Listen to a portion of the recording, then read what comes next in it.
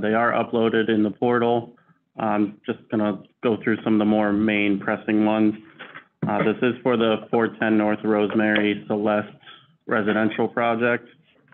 The first comment is regarding the active use.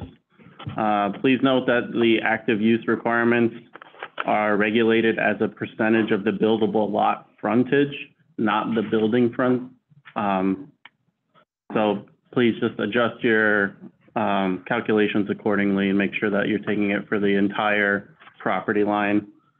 We'll also need to provide or have you provide owner's consent or a proof of agreement between the neighboring property owner of the 411 West Railroad Avenue property, specifically allowing that extension of the 4th Street to cut through their property line.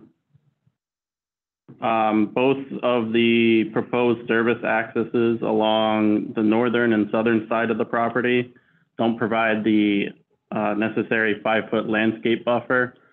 So this will have to be adjusted along the property line there. Regarding open space requirements, this goes into the 4th Street extension there. Please clarify how this street is going to be classified. If it's a private road with public access, is this going to serve as a public right-of-way? Because it has some implications to the required open spaces. Open space 1 and 2 that you have listed in sheet A 1.4, these would have to be combined, as a sidewalk or walkway doesn't really separate the two distinct spaces.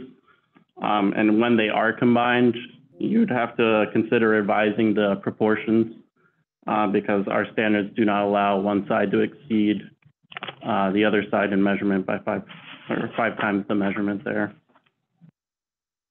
Hey, Chris, can we talk about that for a minute, or you want to finish and then I'll ask some questions?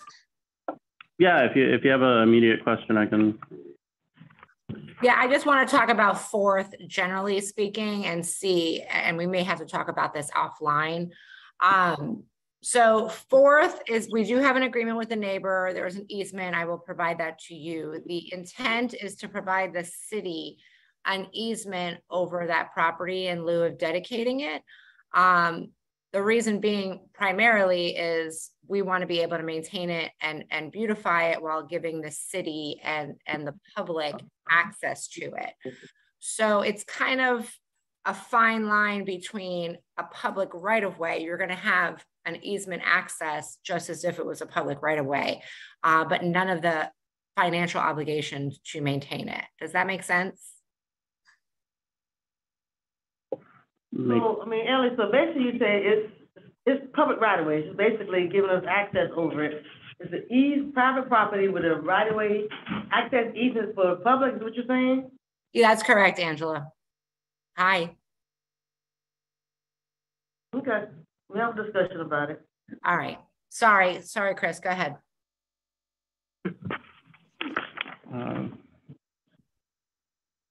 Yes, so going back to then the open space, please just provide calculations on how these proposed open spaces will meet the requirements for size, active use abutment, right-of-way abutment, seating, vegetation, and so forth.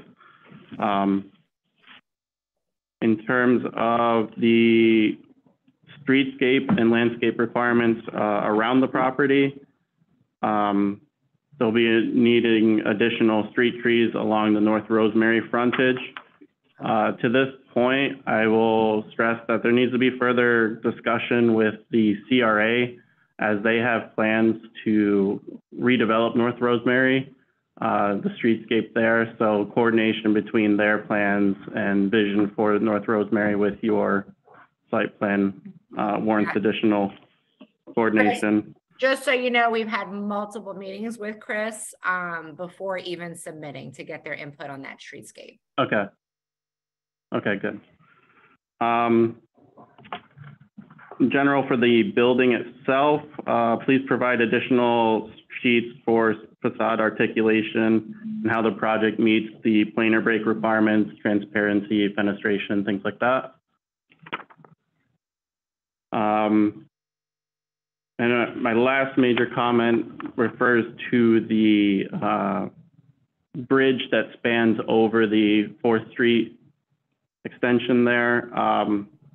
If you could just clarify in the future submittals of how this bridge space functions.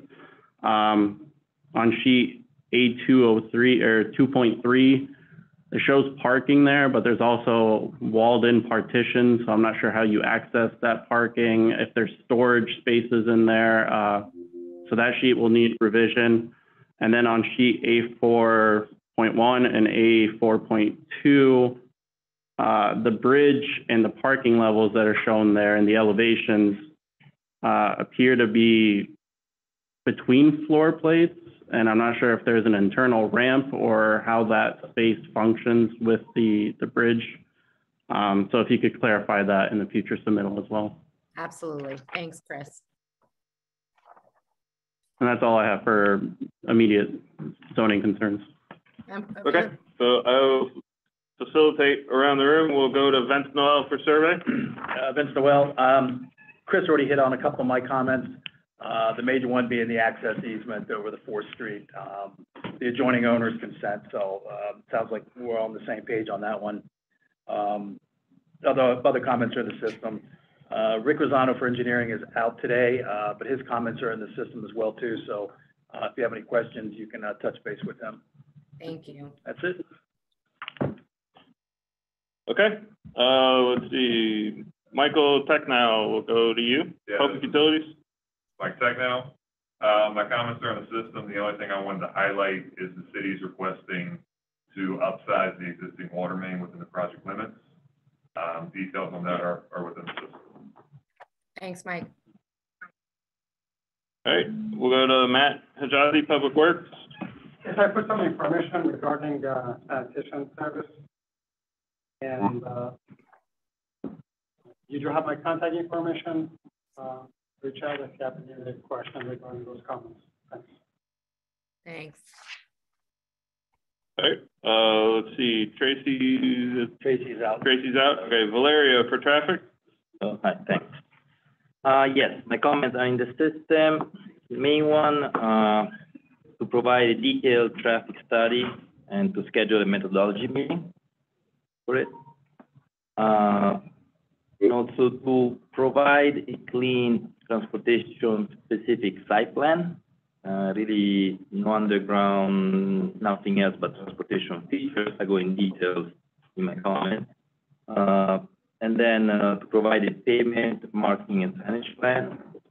And also the outline analysis, if it was provided, I don't know, but in case it has to be proper, so with the dynamic envelope and the wheel path to the vehicle, clearly defined, possibly different colors. Other item, I haven't seen any, but if there are any gates proposed nearby any sidewalk or right of way, there's a 20 feet setback to take into account. I don't know if there is valet service proposed or contemplated for the future. You can provide details on that. And then to provide and properly mark and label the turnaround space at the dead end of each floor of the garage. Those are my main comments. Okay, Valeria. thank you. We'll go to Robert Brown, Building. Hi, I'm going to highlight just a few of the comments that I entered. The ground floor plan, sheet A 2.1, the south stair in the south tower. When you exit that stair, there doesn't seem to be a way to get to the public right-of-way without going through along the drive access road for the parking garage or through the loading bay. So that's something that needs to be resolved. Exit from the South Tower amenities area, there should be two separate means of egress from that space because of the number of people that will be there, and those exits need to be separated by 1/3 of the diagonal dimension. Van accessible parking spaces, none are shown on the plans. 1 in every 6 accessible parking spaces needs to be van accessible.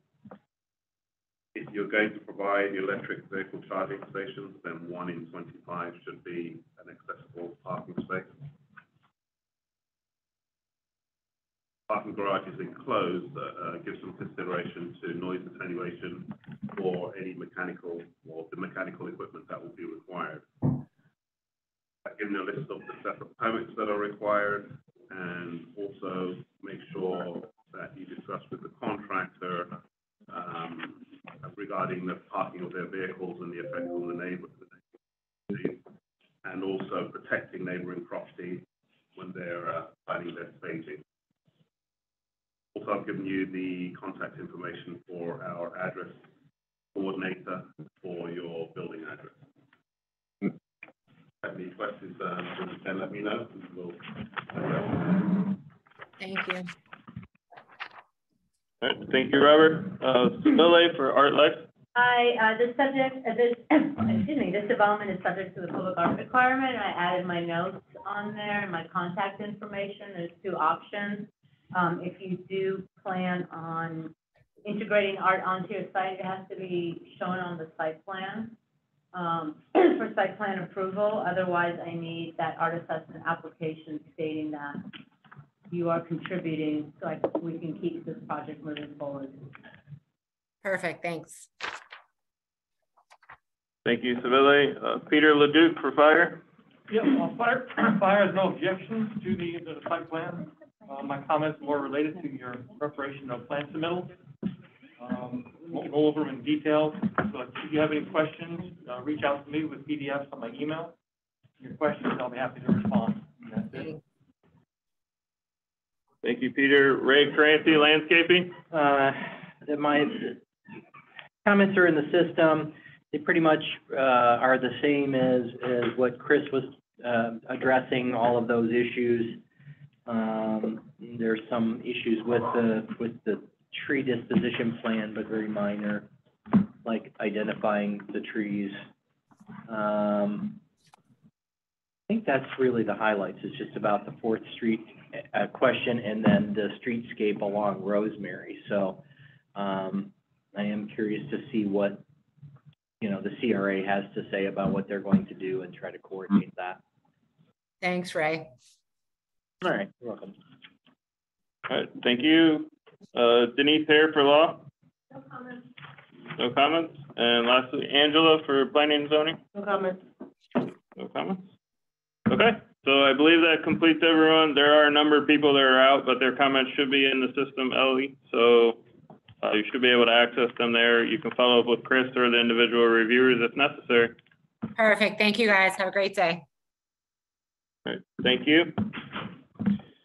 So we will go on to number 2 on the agenda, which is Chris for Planning Board case 1153Q. Yes, this is a 3-part request for the Rosarian Academy. The first part being the expansion of the CSPD boundary to incorporate the properties that were a part of the previous or ongoing abandonment of eucalyptus in the 7th Street alley. The second part is to incorporate an athletic field, renovations to classrooms and the existing buildings on site, and relocation reconfiguring of the parking and stacking. And the last part is to update development regulations and text amendment for the CSPD expansion. In terms of zoning comments, I'll just go over some of the main ones. My comments are uploaded in the system as of this morning. The first one being that the civil plans and site plans, landscape plans show 2 different proposals. So I guess clarify or identify which proposal you are going for between these 2 plan sets and adjust all sheets accordingly. In terms of the site plan, there is a call out or a reference to preserving the 804 North Olive Avenue building. I believe this was a discussion had with Frederick and Historic Preservation for these eligible structures. So if you could provide additional detail on what is being preserved, give an elevation or a section drawing to this area.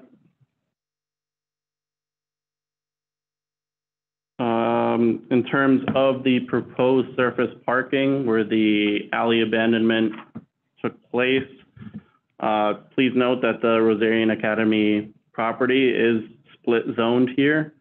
So you do have the Lofton District Residential and the Lofton District 5 zoning, where you have the surface parking proposed. The Lofton District Residential does not permit surface parking. So this will have to either be excluded from the proposed parking or we have to request a waiver from that zoning designation or that classification on that end. In general, landscaping and proposed structures or playground equipment appear to impede with some of the utility lines between plan sets. So adjust that. On the, I believe it was the site plan, there is a proposed chain link fence. This fence exceeds the height limitations, as well as being within the maximum street frontage setback for a chain link fence. So a waiver or variance will have to be requested for the height and allowing that fence to be within the setbacks. If you could provide additional. Chris, I did. Go ahead. I think I included that in the application and was previously granted for our existing fields, but I will check that out. Okay. For the olive streetscape and landscaping frontage, please just provide details on that, showing that the street trees and you're compliant with the requirements there. And the last comment I have is just clarifying is one of the proposed multi-purpose fields, whichever option you decide to go with, is that artificial turf or is that, living grass? Yep. So the existing one is the artificial turf to stay that way, and the other one will be a natural grass field. Okay. But I'll point out. That's all I have. All right. Thank you. All right, thank you, Chris. We'll go to Vince Noel for survey. Vince Noel, my comments are in the system as well. For Rick Rosano in engineering, he's out today, but his comments are in the system. And for Tracy Ward, who's out today, his comments will be in the system, if not by this afternoon, by tomorrow morning. So, okay. Any questions, you can give me a call. Vince, is there any way that we can proceed forward with those abandonments at this time? We get a lot of grief from the healthcare district walking kids along Eucalyptus in the alleyway to get to our campus. So it would really be helpful if we could move that along. I don't know if that's a possibility. Okay. I don't know if you need anything else from us. The appraisal was done and we're in agreement. So. Yeah, as far as I'm concerned, yeah, you've satisfied everything for the abandonment, John. So I think we're okay with it. We provided the appraisal. Are they okay with paying the appraisal value? Well, not really, but do we have a choice? No, I'm gonna have to ask the question. Well, that's the only way it moves forward. Yeah. I didn't know that was an option. So. No, you can tell us no, and you can continue to use it as is. It's up to you. Okay. We'll get it. Chris will try to get it scheduled as early as he can. Yeah. I'll get Linda. I'll get Linda, the applicant, to send over an email that they're okay with the value as part of the appraisal. Yeah, as long as we have confirmation, John, then Chris can go ahead and get it scheduled. Yep. Thank you for your help on that. Thank you. All right, thank you, Vince. We'll go to Michael Technow, Public Utilities. Mike Technow. There were no major issues on the conceptual level. I had uploaded a couple standard comments. General plan was thanks. All right, thank you. Matt Hijazi, Public Works. Yeah, regarding Public Works, nothing specific. The only thing I wanted to highlight is the current location of your dumpster where it currently is sitting. It's not in an enclosure, but your site plan implies that you're gonna put it in an enclosure. Yes. And as long as it's not visible to public, basically you're complying with the sanitation code. And in case if you decide to put the enclosure, we just make sure you comply with our latest enclosure spec. Yep. And, Yeah, we plan on enclosing it and using the latest spec. that's the only thing I had. But as far as the orientation and location, which is the current location, don't get any problem with that. Thank you.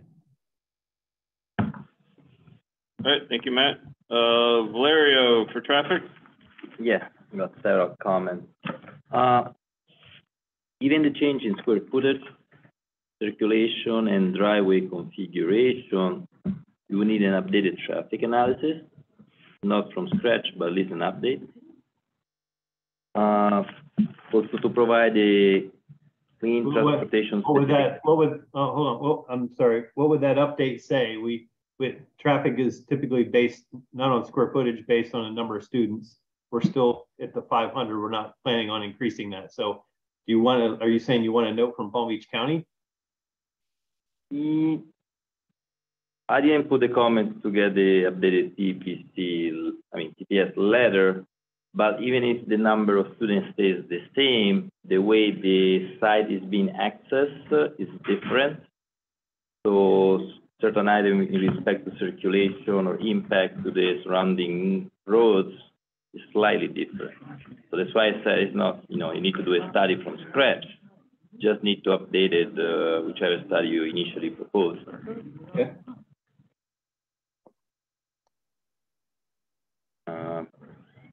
So provide a clean transportation specific site plan. Also provide a signage and pavement marking plan. Provide auto-turn analysis for either sanitation or service vehicles driving to the property. Also identify designated, I put 2 easily accessible micromobility areas just because of the size of the development, but we can discuss, maybe we can find just one single location. My main issue is for your eastern parking lot. As it is, you have the entry on the southern side, exit on the northern side. However, the parking aisle on the northern portion of the eastern parking lot are oriented in such a way that, you should actually have the entry on the northern side, unless you switch the angle of this parking. Because otherwise, you have to drive pretty much back into them. That's really not optimal. And then, I would need more dimension. That's why the request for a transportation-specific site plan, because the dimension of the parking, the width of the drive aisle, I don't believe there is compliance. Also, regarding your pickup and drop-off areas.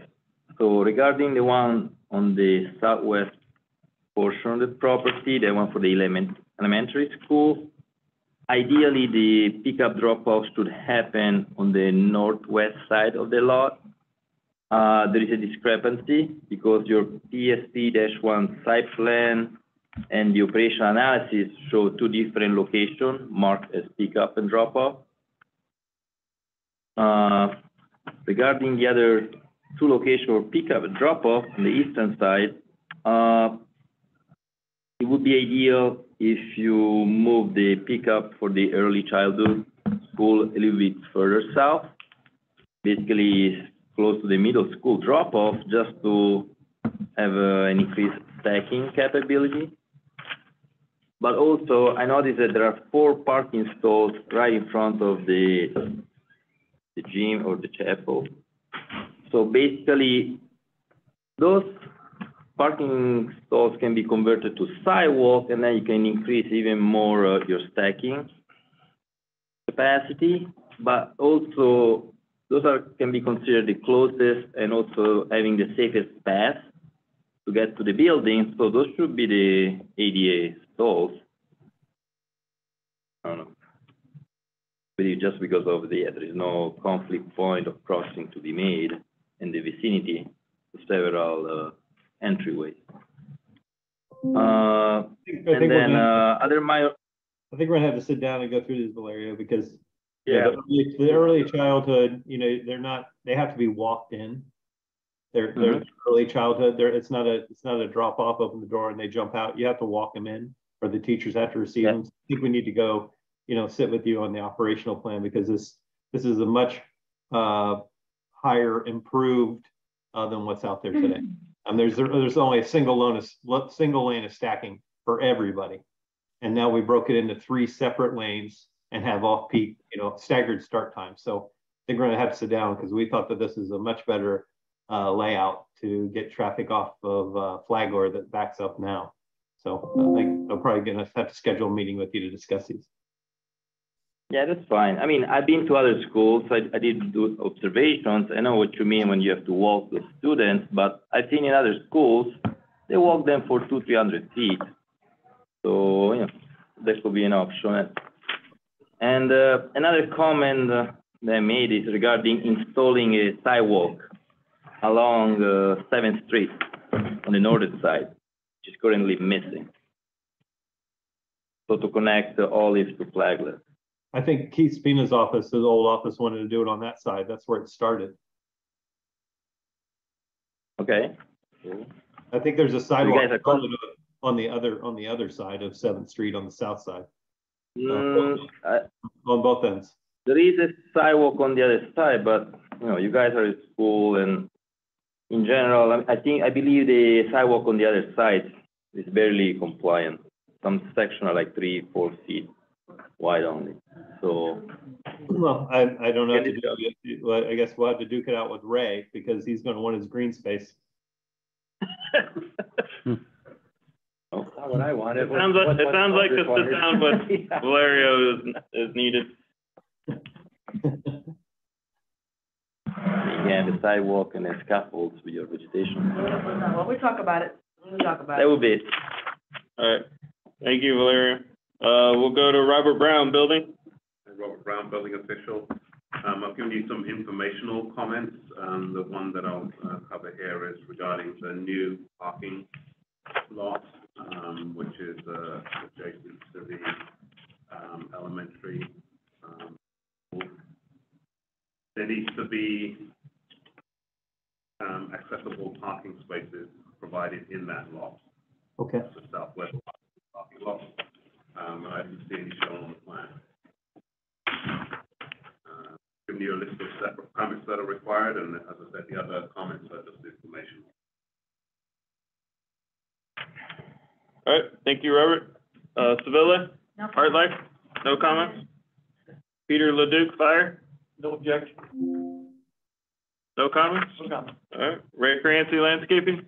Comments are in the system. I don't think there was anything really complicated in there. And the new parking is going to have to meet the current requirements for landscaping. You answered the question about the artificial turf field, so that will clear that up. And then the rest is just about some of the trees being relocated around. So, if you got any questions, you know how to get a hold of me. Are we going, Ray, are we going to have to take over the maintenance? You had us on the last PD amendment, you made us take over 8th Street maintenance of trees. Are you going to think that you're going to require that on the North Olive frontage on this? Well, you're going to have to clarify, because the plans weren't really consistent on what's changing with the streetscape because of that southwest corner. So once you figure out what you can do there that will meet the requirements, but anything that's new that's going in is gonna have to be maintained by the adjacent property. We'll look at that with the PD requirement, but every new development that comes in is required to install and maintain any streetscape adjacent to their development. So I'm going to say yes. Well, and I'm going to say that there's 3 trees that are missing now, and the tree grates are all busted up. It looks like a issue out there. All right. Well, the city, we can look at that, tell us what's going on there, and if we can make any changes to improve that with the maintenance, I would look at that. If those tree grates are needed and they exist, we do have additional spare tree grates that those can be replaced. Yeah, they need it. It looks like Okay. a liability out there for sure.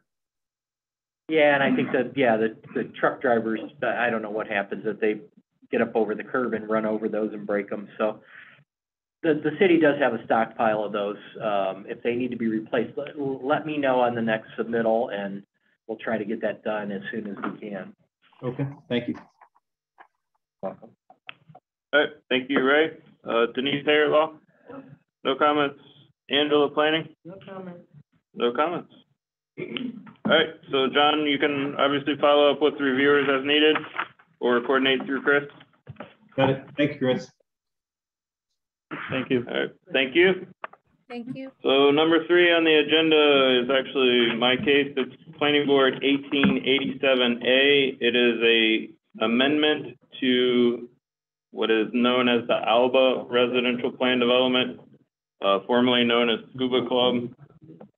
They are making modifications around the perimeter of the site with hardscape, landscape, and so forth. But the triggering of the major amendment is also the addition of a residential boat 10-slip dock requiring a waiver to the length. So that's why it's a major amendment. John, I believe I sent you my comments yesterday in addition to posting them online.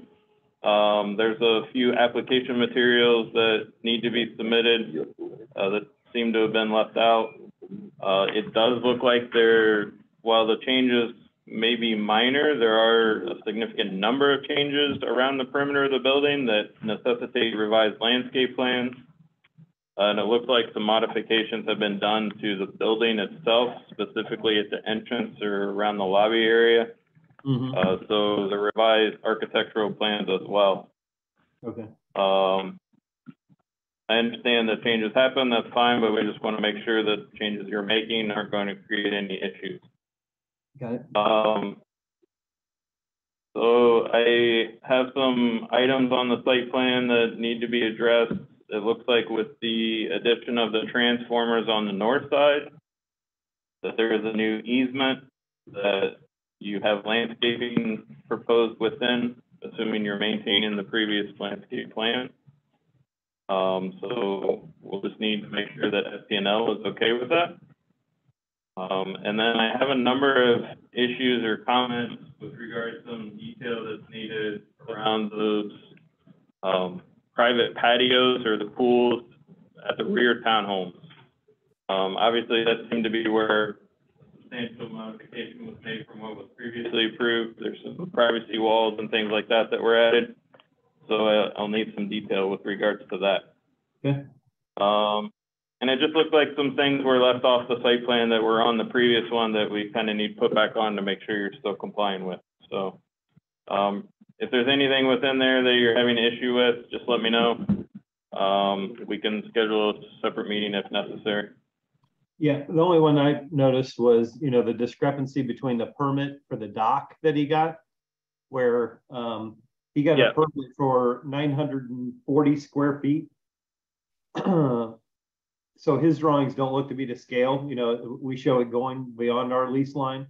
I'll get it clarified what his permits before, but when you do the 940 divided by 4 feet wide, it ends up being the 238 feet long and just past our lease line. So I'll figure out what's going on there and which one takes precedent, I guess. Yeah, I just wasn't sure because it looked like the lengths were dimensioned the same between the two. It was just one was extending beyond the property line, the other one wasn't. So if they're the same length and the property line is supposed to be in the same spot, that was a little confusing. So no, he doesn't have a dimension on that first part of the dock. So that's where the bus is coming in. Is there an issue with us going past beyond our lease line if he has the approval? Well, it's your actual fee simple property line, I believe, and no, as long as you have the riparian right to extend beyond it, it's no different than if your property line ended at the seawall. Okay, perfect. All right. But it was just confusing as to which is right and which is wrong. Right. And I also sorry to belabor, I also wanted to just confirm that you guys don't monitor, if we decide to put, I think there's 8 slips on there. If we decide to do 8 lifts, you're just doing the slips and the dock length. The slip, if we wanted to do a lift there, it would just be a building permit. You don't approve lifts in this, correct?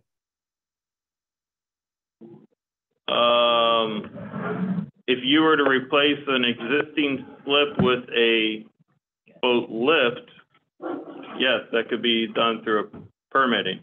Right, but you don't, but. The only thing we would verify to make sure that everything you're putting in still falls within the middle 1/3 and setbacks and what have you. All right, I just wanted to confirm that. Thank you, that you didn't, that we're getting the number of slips and the length approved, and whether we decide to have a lift or not is just, it's a building permit item and staying within that zone of the 1/3. Thank you. The only thing would be is if your lift necessitated more pilings, I believe you probably have to get a revision from DEP. Okay. But they would have to respond to that. Okay. Okay, we'll go around the room. Vince Noel, survey. Survey had no comments. Rick Rosano for engineering, his comments are in the system, if any.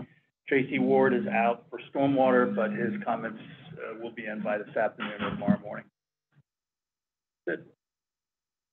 All right, Michael Technow, Public Utilities. I didn't have any comments. No comments. All right, Matt Hijazi, Public Works. Nothing specific, but I had a few comments. And regarding sanitation service, the only thing I asked for was staging area for dumpster, in case if you're using one. If you have questions, just let me know. Okay. And John, I think that was in mine as well, as with the elimination of this staging enclosure for the rollout. What's the plan, you know, for pickup and things like that, and just making sure that that's coordinated with Public Works. Okay. All right, Valeria for traffic. So, I don't know how it happened, but I have leftover comments that have been unanswered from the June 2021. Initial submittal. The initial submittal. One of them is the fact that the entryways are not compliant.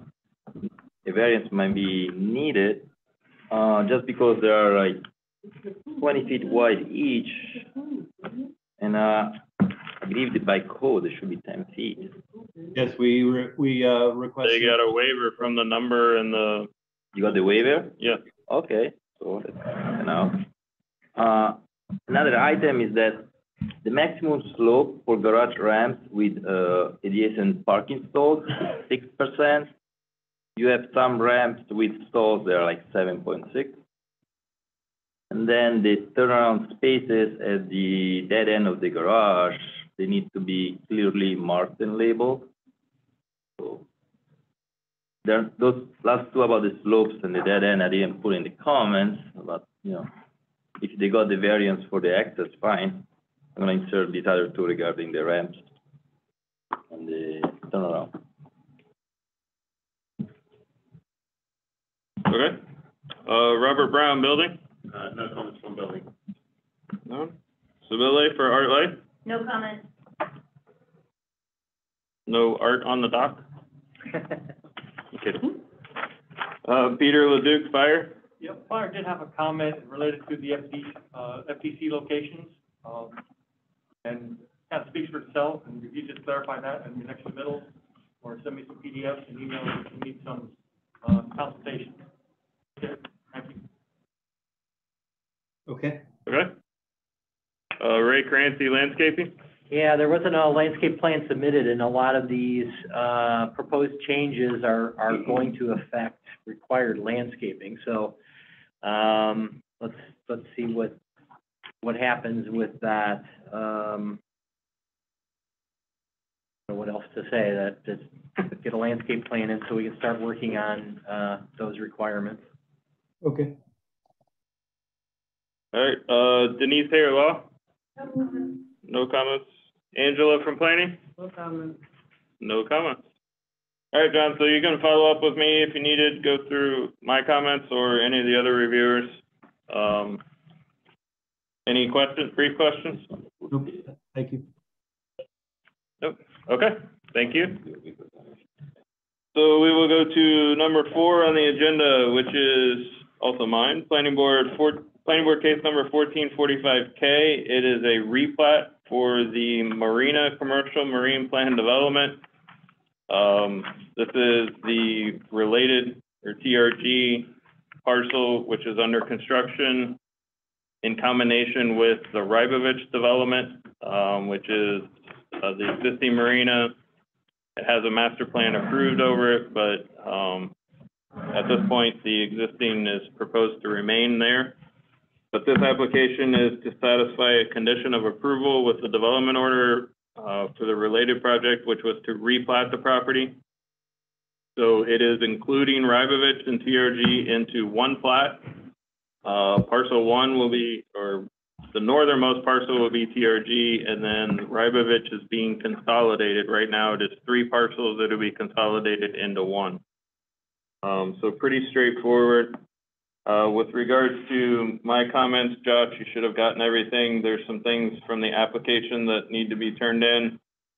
I only got one of the owner's consent forms. I believe there are actually 3 separate owners within this plot, so I'll need the other 2. Also, as we talked about in our pre-app meeting, parcel 4 of the Rybovich plat was deeded over to the city for North Flagler Drive. So since it's no longer part of the CMPD, it can be removed from that plat. And then on page 2 of your plat, you have some misspellings, and also the planning board's approval is not required because it's a minor subdivision. So you can remove, it will still go to the commission because the mayor has to sign, but the planning board's approval can come off. So that's all I had. I'm guessing nobody else has any comments other than Vince. Yeah, from surveying, I'll be issuing a separate plat comments letter. A few general comments I had is the name can't begin with the word plat or replat. And this is actually a replat of parcels 1, 2, and 3 of the Rybovich plat, not a replat of all the underlying formal lots that they've got listed in the legal description. So it's going to get relegated down to a lot less than what it is right now. One thing I didn't add is that we need a copy of the survey as well too, which I don't think was included with the plat submittal. Other than that, I'll probably have a letter out within the week. So that's it. Okay. Does anybody else have any comments for this item? Otherwise, okay. All right. Thank you, Josh. You can follow up with myself or Vince to coordinate resubmittal. I know timing's kind of a important topic because of the CO, so all right, thank you. Keep on top of it. All right. All right, so we will go to number 5, and actually, are we doing 5, 6, and 7? Together. All together? It's one development, but multiple applications. So it's Planning Board case 1940, 1941, and 1942. And Kevy, that's yours. Yes, so for this project, it involves a 3-part request. The first request is for a future land use map amendment to change the future land use designation from multifamily to commercial east. Second part is for rezoning of the subject property from the underlying zoning of multifamily low density residential MF14 to general commercial GC, and to change the zoning or overlaying zoning to a commercial plan development to allow for a mixed use development involving commercial flex space area and self-storage facility. And the last request is for a partial alley abandonment associated with the mixed use development request. So for the first request for the future land use map amendment, after speaking with the comprehensive planner, Alex Hansen, he informed me that a future land use amendment traffic analysis is required. And then for the rezoning request, I spoke to the applicant, Joe Verdone, earlier this morning. and we went over the comments, and he informed me that my comments would be addressed. And for the last request for the alley abandonment,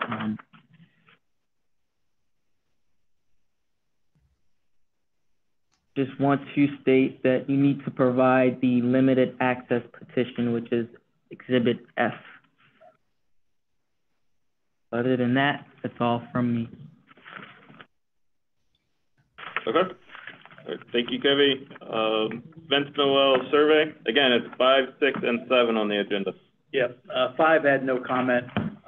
6 and 7, my comments are in the system. Replat will be required. We'll need an appraisal of the alley to be abandoned. There was some stuff I need you to check on, some typing on the sketch and legal descriptions for the plat book and page. They were different on different exhibits, so take a look at those. Rick Rosano for engineering, his comments are in the system. Tracy Ward, comments will be in there by today, if not by tomorrow morning. Quick question for you, Vince. On the across the fence appraisal, is that a term that's used by appraisers? Yes. Okay. Second, do we need to appraise the value of the replacement easement? Are we doing a trade, or are we having to pay and give you? The exit is a requirement of law. The abandonment of the alley is just like any other project. So you'll be paying the full fee for the abandonment alley, but there's no compensation for the replacement. Okay, so we're going to replace it and pay for the value. It's not a trade-off. Yeah, it's not a trade-off. And the exit will be actually probably be an access easement. It won't be a dedicated alley, my understanding. I think we probably want it as just an access easement and not a fee simple dedication. Okay. All right. Thank you. Yep. All right. Is that all, Vince? That's it. Thank you. Okay. Thank you. Michael Technow, Public Utilities. It's Mike Technow. Number 5, I had no comment. Number 6, I uploaded a few comments. We are reviewing the water service connection locations due to the fact that the mains you propose to tie into are almost 100 years old. We want to verify that there's adequate capacity. And number 7, no comment. Okay, thank you. I'm sure nothing's changed in 100 years. Matt Hijazi, Public Works. That is some information regarding sanitation service. And the only one I want to highlight is regarding your level of service analysis. I did see the table provided, but as a result of the project, and I'm specifically referring to number 6 because Public Works has no comment for 5 and 7. So there has to be some impact when it comes to the rate of solid waste generation. And your level of service analysis doesn't reflect that. Okay, we'll take a look at that. Sure. And if you have any other questions or follow-up, you can reach back to me. You have my contact info in the comments. Thanks. Will do. Thank you. Thank you, Matt. Valeria for traffic. Yeah. So provide a full detailed traffic study, possibly schedule a methodology meeting, provide county TPS letter, and then possibly provide a clean transportation specific site plan, as well as a signage and pavement marking plan. And the auto turn analysis provided is incomplete and not proper.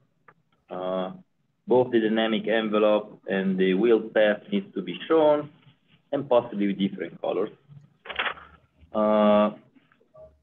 Another item, I see there is a gate. I don't know where else you have a gate, but please identify. There are no gates. There are no gates? No gates.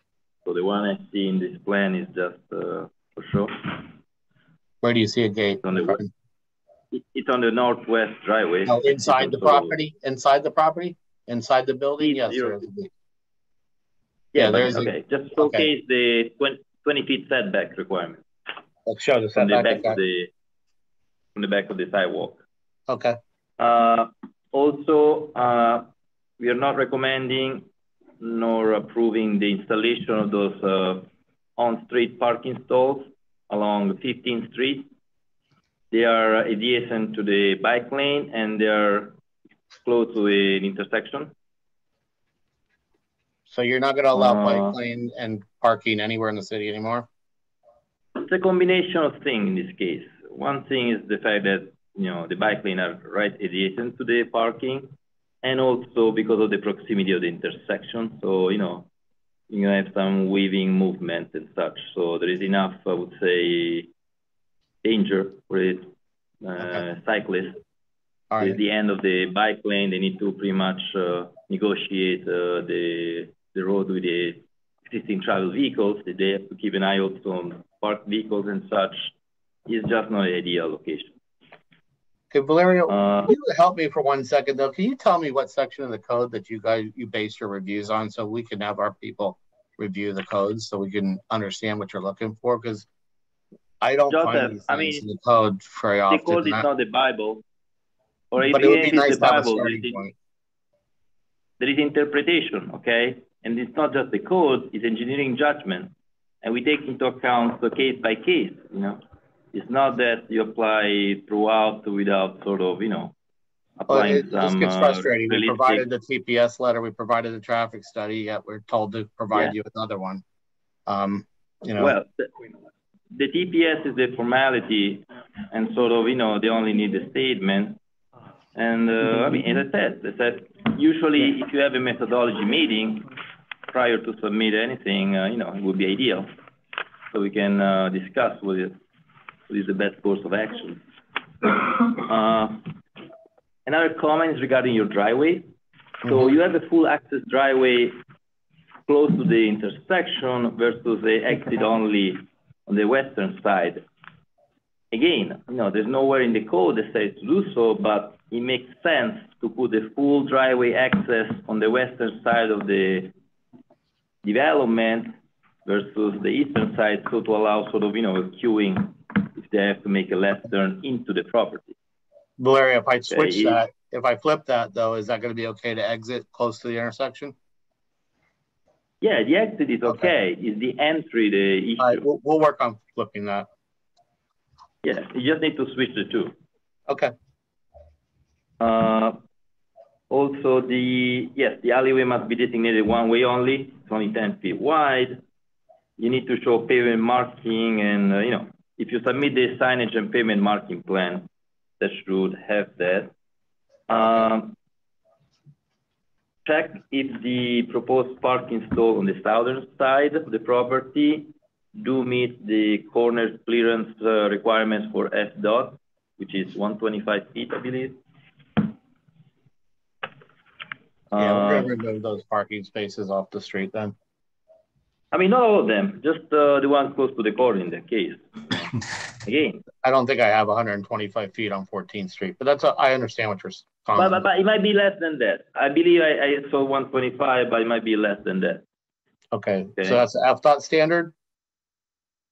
Yeah, that should be a standard. But again, if if you find a standard that is less than that, that justifies it, no problem. Okay. And it's just the very first parking lot, I believe, that might have to be sort of, you know, squished out. The other one should be fine. Okay, so I think regarding the alley, regarding the alleyway abandonment, so you need to show the full extent of the alleyway from Spruce to 13th Street. Just because, you know, once it's designated one way, you need to have full signage at the entrance on Spruce, one way. Can that be in your engineering plan, Valerio? Can that be on the engineering plan? In the transportation plan. I'll call it the transportation plan. Okay, we'll put that on. So, I don't know if sanitation vehicles are expected to be traversing that alleyway. It's extremely narrow. That's why the auto turn analysis. Let's see if they're able to make that 90-degree turn. Ask Matt next to you. Matt, you guys aren't servicing in the alley, right? There's not part of this. Yeah, there's no parcel, so they're not accessing. It is not part of the sanitation route, but is that a... It's about 10 foot wide, and it looks like there's been debris piled up in the middle of the alley for quite some time. So I don't think it's. Yeah, I was going to say you can't even access the alley. Yeah. Okay. It's a paper alley pretty much. And again, just say in case sanitation vehicle needs to access the alleyway. So if it's not the case, no problem. You can drop that comment. But the alleyway needs to be repaved, at least along the side frontage. That is the plan. And, well, the side frontage extend east to west, I only see the north-south.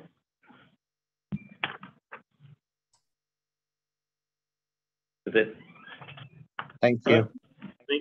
Thank you, Larry. Robert Brown Building? Okay, I didn't have any comments on 5 and 7, the future land use and the right-of-way abandonment. On item 6, the one comment I'm going to point out here is the van accessible parking requirement. You can make sure that the accessible parking space has the headroom clearance required for van accessible. And that's 13.6, or is it It's 98 inches. 98 inches? That's at the parking space and the whole path from the entry to the parking space and back again. The other comments are informational comments. I can answer any questions you have. I reviewed them. I think they were pretty self-explanatory as always. Thank you. Thank you, Robert. Sabile, Art Life? So no comments on 5 and 7. On 6, my comments are there. Thank you for putting, identifying where the art would be. Appreciate it for the site plan. And when you get closer and passing through this, I just need that art assessment application. You got it. Thank you very much. Thank you, Sabile. Peter Leduc, Fire? Yeah, Fire's got no comments for 5 and 7. Number 6, my comments more related to your plan review submittal. As always, before you submit, if you have any questions, you can reach out to me and we can consultate if you've got any concerns. That's my comment. Thank you. All right, thank you, Peter. Ray Crancy, Landscaping? Yeah, comments are in the system. I don't think, if you have Michael Grossworth, if he has any questions, there's some technical corrections that need to be made, but I believe the art is going to be proposed on the wall. Is this the one that has? Mm-hmm. Yeah. We've had issues with that in the past with the street trees that required landscaping out there. So definitely look at that when you're planning this so that you can accomplish what is required, but yet the art is still functional. And visible. Visible, but I don't know. But I don't know. You're going to have to figure out how to do that because, we've run into this before. Just wanted to point that out. And then any other questions, the landscape architect can. I just had one question for you, Ray. On comment number 9, you had it as we're adjacent to a residential use. We're actually adjacent to a commercial neighborhood use. Does that change that comment at all? I don't know if it would or not, but it's the requirement. Zone commercial, but it's currently existing home. Yeah, all right. So the zoning is different. Yeah, no, it's businesses. I mean, there is. So you're concerned then about the wall requirement? Oh no, on 9 you're just saying that move another buffer to the east side of the alley, to the west side of the alley. But the buffer is required, regardless of whatever is on the other side. That buffer is still required. That's all my question. It's a property, either way, but the wall is the only additional thing if it's adjacent to residential. Yeah, we're gonna have a 5-foot opaque wall on the northwest side, but that's where it's adjacent to residential. Everything else is commercial. Okay. But thank you. All right, it's just that the use isn't consistent with the zoning with that right now, residential, right? For the south one, yeah. Okay. All right, that should be pretty easy, but that buffer is required along that edge. And I made a suggestion is not to put the trees and the landscaping up against the building, put them across that driveway. The other side of the driveway. Yeah. Yes, makes more sense. Okay. Yep, that's it. Thank you. You're welcome. All right. Thank you, Ray. Denise, anything for law? No comments? Angela, anything else for planning? Okay. So, Joe, you can follow up with Kevin or any of the other reviewers as needed and coordinate comments and resubmittal. Okay, we'll do. Thank you, people, everybody. All right, thank you. So that will get us to number 8, which is planning board case number 1712, which is Linda. Yep, thanks, John. Okay, so this is number 8 on the agenda. It's the Carefree project. It's a request to rezone, to change the zoning designation of the property from general commercial to commercial plan development, and a request for waivers from the zoning and land development regulations to provide for the construction of a mixed-use development consisting of a 600-seat cultural arts theater, residential dwelling units, and ground floor commercial uses. So this property is 1.8 acres in size, and it's located just east of South Dixie Highway between Flamingo Drive and Cordova Road. So I'm going to start with my zoning comments. They have been posted in the system, but I will highlight the most important comments. In general, this application does need some work. There are a lot of inconsistencies with the plan sheets and information provided. So these inconsistencies will need to be addressed for the next resubmittal. Public outreach with the surrounding neighborhoods is critical to the project, and it will be required prior to the project moving forward to the public hearing stage. A pre-application meeting has been requested by FDOT, and the link to schedule the pre-application meeting was sent to the project engineer this morning via email. The project size information appears to have been miscalculated and is inconsistent with the information provided in the signed and sealed survey. So as a result, the project exceeds the maximum allowable density and FAR. The project does not factor in the additional setbacks required for the building height adjacent to residential. So it's important to know that the project must meet the minimum requirements of the ZLDRs as required on the project site. So if the project cannot meet these additional standards or requirements per the ZLDRs, then additional waivers will need to be requested.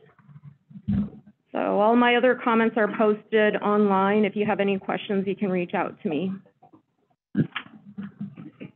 Thank you. All right. Thank you. We'll go around the room. Vince Noel, survey. Vince Noel, my comments are in the system. If you have any questions, you can call me. The replat will be required. There'll be some easement abandonments. You know, FDOT approval, we'll have a MMOA with FDOT will need to be prepared. Maintenance agreements for sidewalk areas and landscaping and everything else. So all that will be flushed out as time goes on. For Rick Rosano Engineering, he's out, but his comments are in the system. And for Tracy Ward Stormwater, his comments may be in the system this afternoon, if not by in the morning. Thank you. Thank you. Michael Technol, Public Utilities. Mike Techno, I have 2 comments. First one is you cannot tap the 20-inch transmission main on Barcelona Road. You'll need to revise proposed service locations. And the utility department is reviewing the proposed removal of the 6-inch water main on the south side of the project for potential water quality issues. Okay. Matt Hijazi, Public Works. Yeah, I requested some information for the sanitation service, and the only one I'd like to highlight is number 2. You could identify the service location or station area for the rollout containers, and also for the other analysis, you want to make sure that those areas are areas that you're covering with your other service analysis. I provided the spec for the chart as well. If you have questions, reach out and let me know. All right. Thank you, Matt. Larry, for traffic? Yeah. So given the change in land use intensity and the disposition of the driveway access points to provide an updated county DPS letter. Moreover, a methodology meeting should be scheduled to discuss a revised traffic study, just because it is based on, the old data collection for the original application back in 2019. And then at the time, the project was had a conditional approval, and there was a discussion regarding pedestrian crossing studies. So yeah, a methodology meeting, we can sit down and see, what we can do. Is it something we can anticipate it now, or as part of the conditional approval at the time was a test that was supposed to be happening within a year and 2 years of the certificate of occupancy issue. provide a clean transportation-specific site plan, a signage and paving marking plan, and then to showcase all corner clearance and driveway separation distances, see all the minimum requirements are met. Auto-turn analysis for sanitation service vehicles, and then showcase the required 20 feet setback distance between a gate and the back of the sidewalk. And then what it was part of the conditional approval regarding the earlier submission was to relocate or enhance the impacted bus stop, transit stop in front of the property. And then non-parking ramps should not exceed 16% in slopes. If the ramp is greater than 14%, you need to pretty much have a breakover transition. And then to please clearly mark the turnaround space at each dead end of the garage, and also to clearly mark and label the valet parking spaces in the submitted drawing. That will be it. Okay, thank you, Valerio. Robert Brown, building. Robert Brown, building official. I'll run through some of the comments that I entered. The 4 out of the 5 stairs are discharging into either the valet drop-off or the loading area. So you actually need to have a safe, unobstructed access to the public way. The theater lobby and the cinema screen rooms need to have 2 means of egress. So you'll have to show how you can access 2 stairs and get down to grade level. It's not clear from the plans as they currently stand. No accessible parking spaces are shown on the plans at all. The number and location of accessible parking spaces needs to be shown, as will van accessible parking spaces. Would be 1 in every 6 spaces must be van accessible. If you are providing EV charging stations, 1 in every 25 would need to be an accessible parking space. Parking garages enclosed, please give some consideration to sound attenuation for the exhaust system. Given that there will be restaurants on the property, a grease interceptor will be required. I'll need the contact information for our chief plumbing inspector for you to work with him on the sizing. I've provided a list of separate permits that are required. Also, in the early stages, when talking with contractors, they will need to consider their staging with respect to contractor vehicle parking and also protection of neighboring property. They're addressing that, and we don't get complaints down the line when the project takes off. Also giving you the contact information for our addressing coordinator for the addresses for the entrances of the building. That's it from me.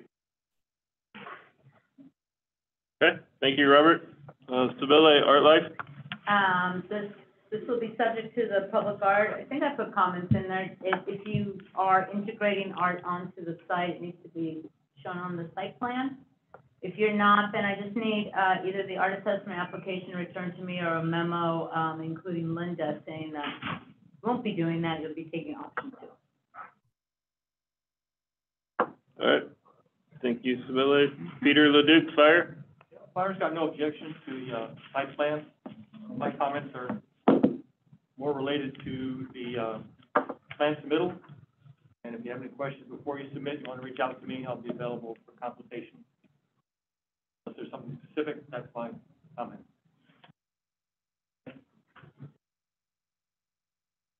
All right, thank you, Peter. Ray Cranty, Landscaping. Yes, comments are in the system. Josh, on comment 3, I supplied you with all of the history on 309 Barcelona that you and I had discussed in the meeting prior, of where that is at in the whole missing trees, all of the history with the landscape permit that hasn't been completed and the tree alteration permits that have expired.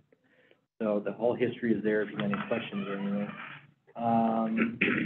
The rest of the stuff, I think the big change was the deletion of the buffers along the eastern property line on the north building, and I didn't really see that in the waivers mentioning that. So I think there's some corrections or clarification that needs to go on with that.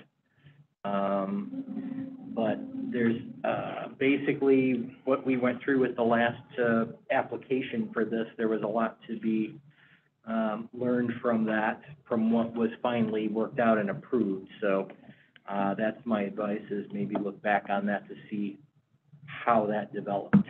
So that's it. If you got any questions, you know how to contact me. Okay, thank you, Ray. All right. Thank you. Denise, anything for law? No comments? Angela, anything else for planning? No comment. Josh, have you been out to the neighborhood yet? Yes, so Brian and I are meeting with LCID Monday evening. Yeah, we're not just focused on LCID either, Angela, just so you understand. We met with the DNA, we're meeting with neighborhood associations. We had obviously extensive input from LCID before we ever refiled from the previous application, incorporated as well. You're cutting out, Brian. Can't hear you. Okay, but I heard enough. Okay. Okay. Anything else? All right. So Josh, you'll be able to coordinate with Linda on resubmittal and reach out to reviewers as needed? Absolutely. Thank you. Okay. Thank you. Thank you. So that will lead us to number 9 on the agenda, planning board case number 1702I, which is Valentina. Okay. So for Florida Power and Light Company, it's for a minor amendment, DSI, for a revision on the configuration of the access drive points on Up the Grove Lane, known as Gate 11. The subject property is 14.65 acres, and it's located at 4217 Up the Grove Lane. Zoning has no comments. Well, alrighty. Vince Noel, survey. Survey had no comments. Engineering has comments in. I don't know if there are any or not. And stormwater comments are in, if any, by this afternoon or in the morning. Okay. All right. Michael Technile, Public Utilities. No comments. No comments. Matt Hijazi, Public Works. No comments. No comments. Valerio, Traffic. What? No comments.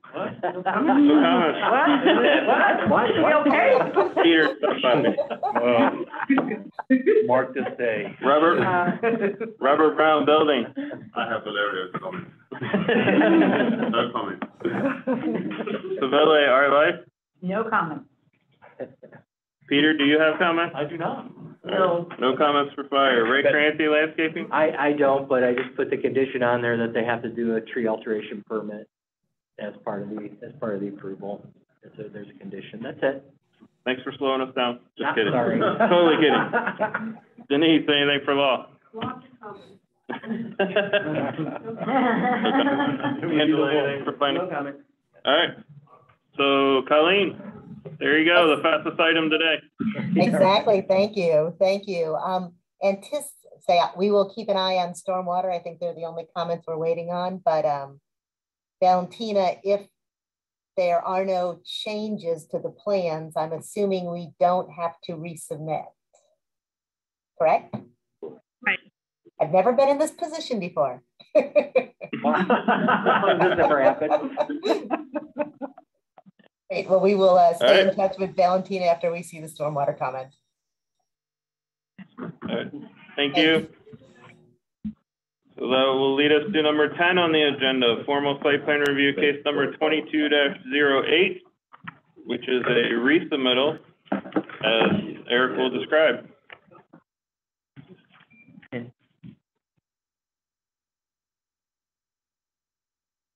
Okay, so I posted the comments for zoning yesterday.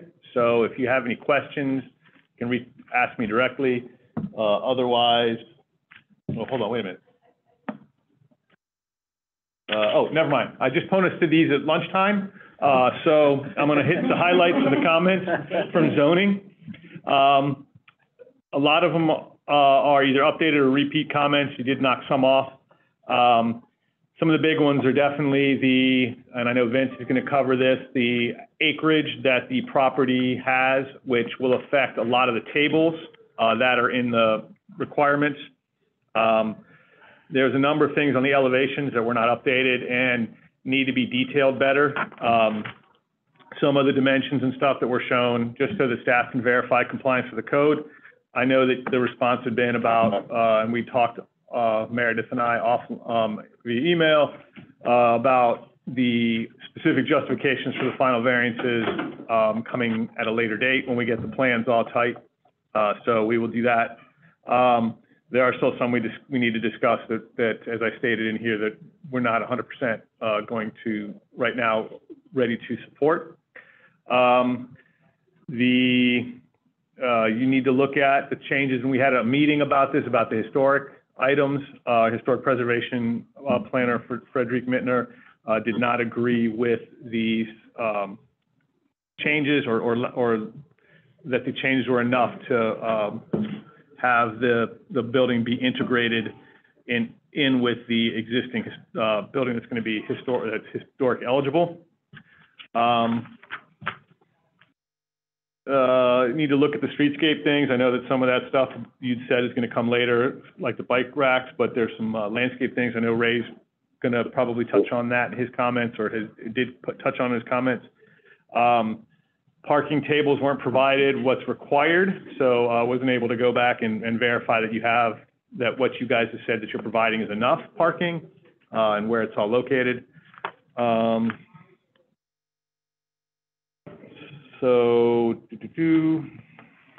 then there's some open space things that need to be discussed as well, and how that works, and if it's even eligible to bifurcate the two, or the required open space for 80,000 or more square feet. So that needs to be discussed as well, since that year didn't change. So I don't know, because there's not a waiver allowance to change it. I don't know how that would apply for a variance. So that's zoning's comments. I don't know if you have any, or planning's comments, if you have any questions with me now, or if you're going to follow up later on the specifics. I'm sure that's going to happen. If not, I will move it on to the next person. No, thank you. I don't have any questions specifically. I'll take some time to go through the questions with the team and circle back. All right, thank you. We'll go to Vince Noel survey.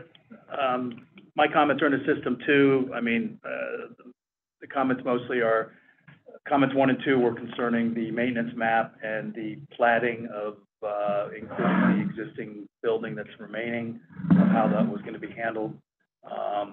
I had spoken briefly with Harvey Oyer about the maintenance map, and gave the city stance that it has already been transferred to the city, but it appeared that the developer wanted to discuss it further. I haven't heard anything back from them yet, so that's how it stands. For engineering, the comments should be in the system, and for stormwater, Tracy Ward, he said he would have his comments in for this case and the other one tomorrow. Vince, for engineering, there's only just one comment in there related to a camera, and none of the other comments were carried forward or indicated that they were resolved. Are we to assume that they were resolved from the first round, and they just need the underground camera footage? Just a CCTV. Okay, I'll follow up with him and find out. Rick will be back on Monday, so I'll see on that one. Yeah, I'm not sure. All right, is that all, Vince? Yep. Okay. Michael Technow, Public Utilities.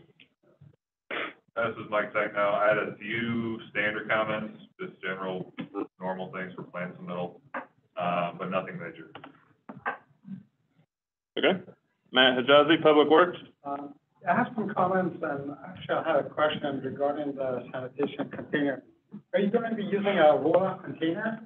Because you're showing a compactor. I don't have an answer to that. See if anyone else has, but I can get the answer for you. Sure, because if that the answer is yes, then you have to make sure you use one of the approved vendors for the rollout service that we could provide you information. And another thing I wanted to highlight is second comment regarding the bullet pickup. Same question for the comment 3 regarding the height clearance applies to the bulk pickup in case if that's a different location. That's all. So Matt, I had noticed on their sanitation that they had the things shown in the loading area. Are you okay, or you think that's okay that all three the existing building, the residential, and the grocer all use that same nested area? We advise not to because of what we see happening for the existing customers, because it could interrupt the service. And it's basically on the building maintenance to make sure that the delivery time is not overlapping with sanitation service. But one of the key information I like to confirm is the type of the container, because if it's a roll-off container, that has to go to a private hauler, which is those approved haulers that could provide the service within the city. But if it's just a compactor up to 8 cubic yards, city provides the service, and it's a different collection truck. And Matt, the residential is a 2-yard roll-off, but the commercial is separate and compactor. So we have a mix of types there. Sure.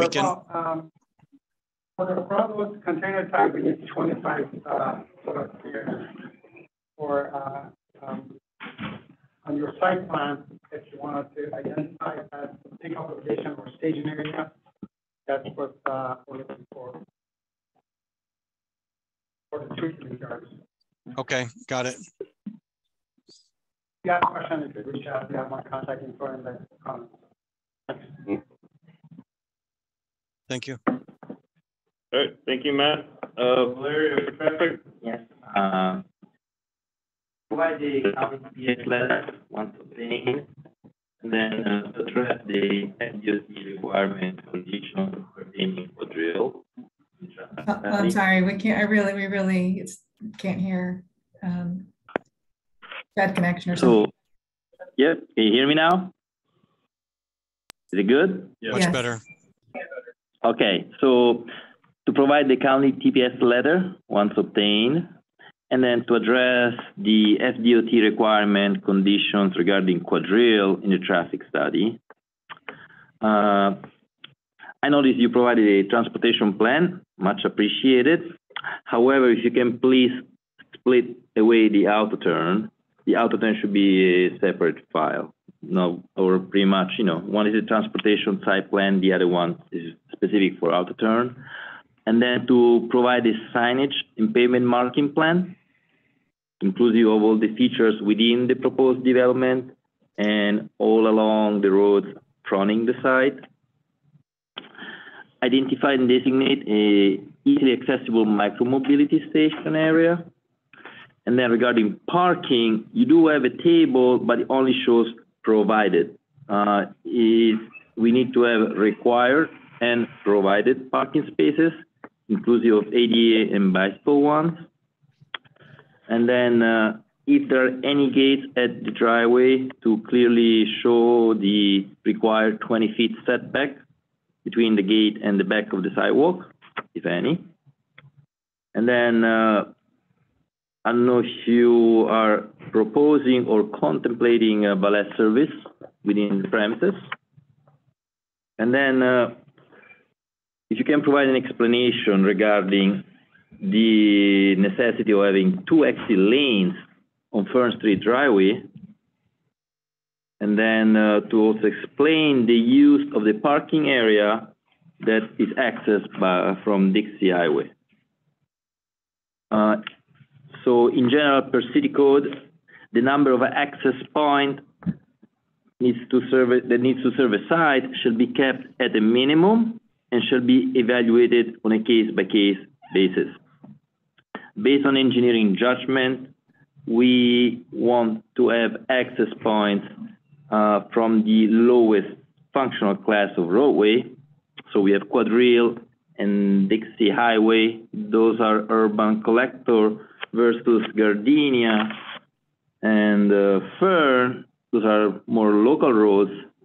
We do want to see access points on those local roads versus Dixie. Please, in your plans, to show the slopes for the garage ramps and to clearly mark the turnaround spaces at the garage dead end. And then the maximum allowed driveway width is 24 feet. I can see why you're putting this monster 50 feet driveway on Gardenia to make access to your semi. Either a variance or waiver is needed, or maybe we can contemplate discussion of having those vehicles stationing, you know. Gardenia doesn't experience much traffic. We need to see how is the AC Marriott development coming along. But, you know, in the downtown area, a lot of those big beer truck, they just, you know, stop on the road to do their services. So, yes, let's have a discussion. Let's see how often you're gonna need, or how often such a semi will service your proposed development. Because, I mean, 50 feet on the throat and 90 feet wide on the apron, that's insane for downtown. That would be it. Okay. Valerio, yeah, this is Chris. Thanks for the comments. I think for comments 11 and 13 are kind of related, but they have to do with, you know, the access driveway on Dixie and then that parking area that's accessed off that. I think that has, you know, significant ramifications to the site plan. You and I had discussed that separately, but I think we will need a separate meeting to discuss that and the reasoning why that needs to remain. So we'll reach out to schedule that meeting. Yeah, we need to discuss, because the explanation that you gave me is to service the 3-story building, but really the explanation doesn't fly, because I don't see any access to the 3-story building nor to the sidewalk. The only access is on the lobby for the hotel. All right, Lord, you have a meeting scheduled with Chris. Okay. Okay.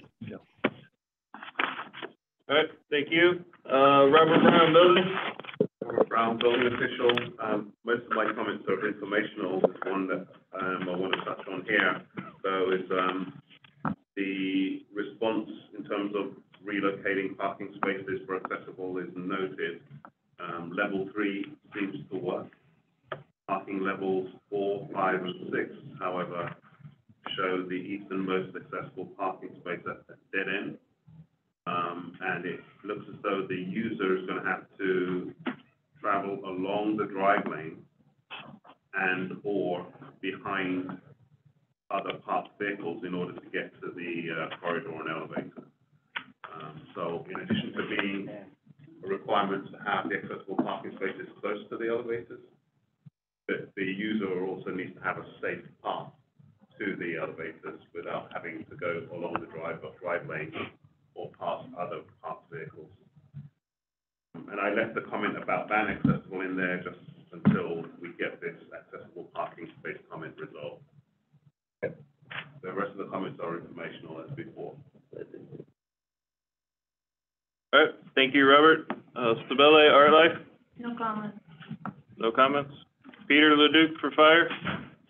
No comments. My previous comments have been addressed. I don't have anything further. Thank you. All right, nothing else for fire. Ray Crancy, landscaping?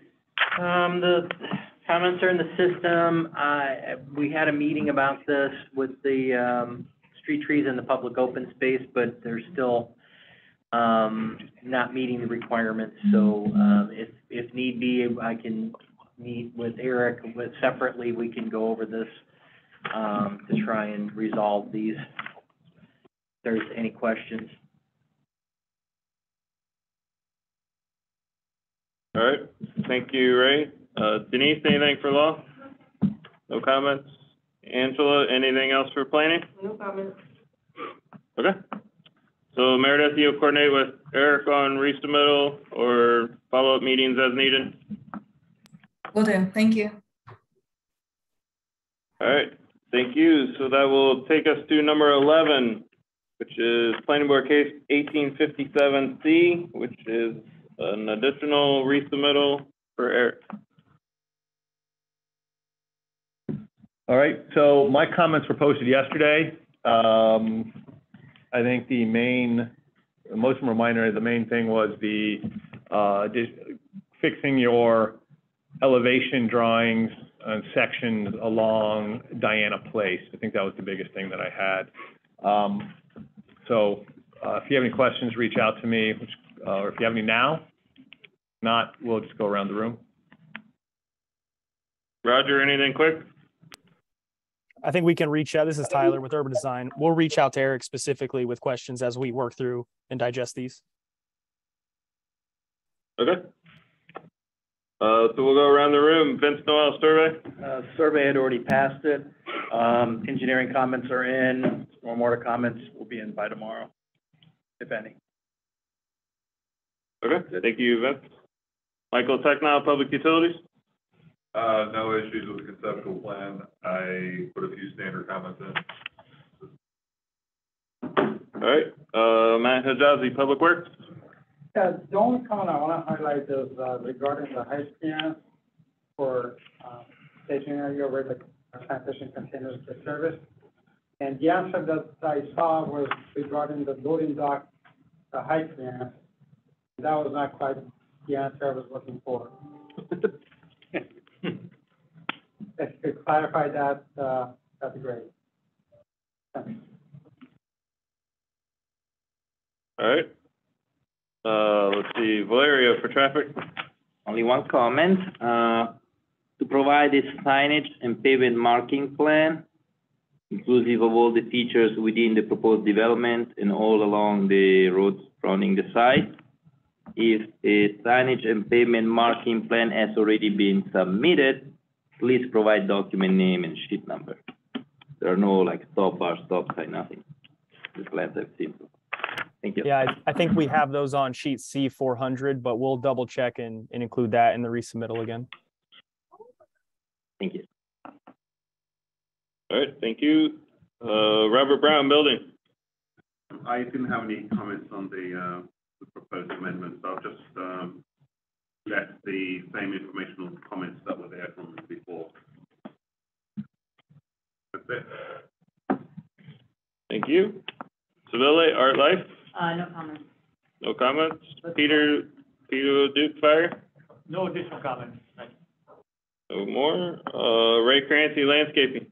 Yeah, that I marked both the previous comments as satisfied, but for the landscaping part of it along Diana Place, but obviously there's still some details that need to be worked out with the slopes to make sure that everything will function as shown. So I'll work with Eric on this to make sure that we get everything where it's supposed to be. Okay, thank you, Ray. Denise, anything for law? No. Nope. Angela, anything more for planning? Nope, no comment. No comment? All right, so Tyler, you'll coordinate with Eric? Will do. All right. Thank you. Thank you.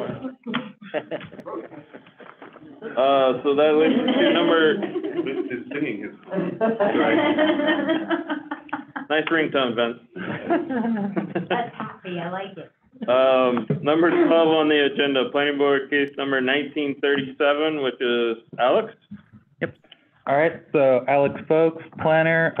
This is agenda item 12, a request by John Schmidt on behalf of 2500 North Florida Mango LLC for rezoning to change the zoning designation of property from GC to CPD, and request waivers from the zoning and land development regulations to provide for the construction of a 107,292 square foot self-storage facility. The subject property is approximately 2.46 acres and located at 2500 North Florida Mango Road. All my comments are in the system, so I'm just going to do a brief overview for now. I'd be happy to schedule a time outside of PPRC to discuss them further, or if you have any questions now, feel free to let me know. First, per city code, we only grant parking waivers east of Australian Boulevard between Belvedere and Okeechobee Road and east of I-95. So this property doesn't fall within that area, so all the parking is going to need to be provided. To that, the parking was calculated incorrectly. It looked like you didn't round up for the additional 24.32 parking spaces needed for the remaining 98,000 square feet of warehousing. The site plan also shows opposite one-way roads to the north and south of the building, and then two-way roads to the east and west. So from a traffic flow perspective, that's not going to make sense. So either it would need to be one way all the way around or something else. On resubmittal, we're going to need a photometric plan showing compliance with the, or showing that handles aren't exceeding 1 at or beyond the boundaries, so at the property line. So if also you're seeking outdoor storage for vehicles and such as a part of the phase 1, so that is not prohibited. That is not prohibited in commercial plan developments without express approval from the City Commission as part of the ordinance adopting the commercial plan development. So if we're going to go that route, additional screening is going to need to be introduced for the City Commission to approve. Furthermore, the flares on the two access points on the west side of the property seem to extend past the property lines and in front of the adjacent properties, so that'll need to be corrected on resubmittal. Please also show that the visibility triangle requirements are met at those access points. Then on the site plan, you've got an arrow identifying where the bike rack, but it doesn't actually point to the bike rack. There's what looks to be a concrete pad with a bike rack on it, but it's not being pointed to on the arrow. If that is a bike rack, that it is facing the wrong way and would need to be rotated. And to account for the new required parking, you're going to need 2 bike rack spaces. So, everything. All right, thank you, Alex. We'll go around the room with Vince, survey. Vince Noel, survey. Sorry, I got a question for the PD. Are we going PD on this, Cameron? Yes. So we're asking for a waiver for the required parking. Yeah, Yes. correct. So we only grant parking waivers, or as the way the code is written, we only grant parking waivers east of Australian Boulevard at the portions between Belvedere and Okeechobee Road and east of I-95. So this doesn't fall within those boundaries, so can't grant a parking waiver. On PUDs? On PDs, correct. That's in the PD section of the code. Thank you.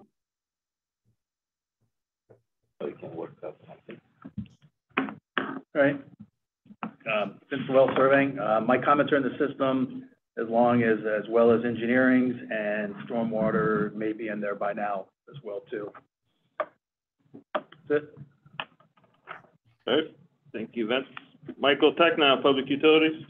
This is Mike Technow. My comments are in the system. I didn't see anything major that would prevent the project from moving forward. All right, Matt Hijazi, Public Works. Nothing specific, just wanted to point out dumpster location shown on sheet A3. They're showing location A and B, but I see location B is where other sheets are only referring to, which tend to be reasonable. Maybe you need to have the sheet A3 revised to only show one location. That's all. All right, thank you, Matt. Valerio for traffic. My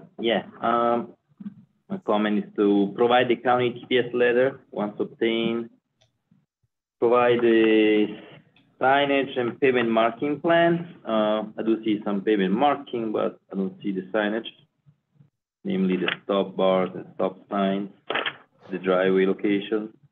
Provide out-of-turn analysis for sanitation or service vehicles or delivery vehicles or movers and such, entering the facility, traversing and exiting it. You can disregard comment number 4. I do see that you have a full required and provided parking table. I don't know if waiver can be given, but I don't know, we can discuss. Yeah, maybe. And then, so the main item is the fact that you have a one-way circulation along the east-west section around the building, but then the north-south is two-way. So unless you have proper marking, signage, and you provide turnaround space, that's extremely unsafe. It's a head-on collision in the making. I don't know if that was intentional or not. But it's strongly suggested to have a one-way circulation. The way you set it up on the east-west should be counterclockwise. That's all for my comment. Okay. Thank you, Valerio. Robert Brown, building. Robert Brown, building official.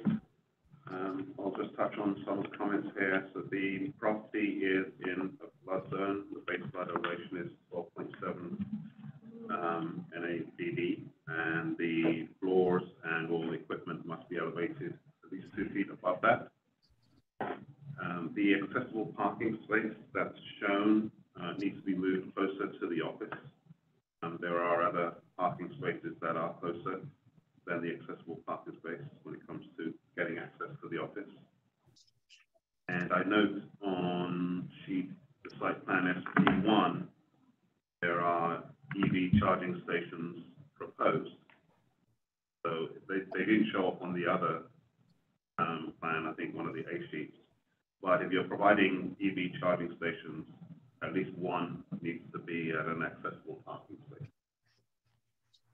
The other comments that I provided are informational, one of which is giving you the contact information for our address coordinator, and address for the building entrance.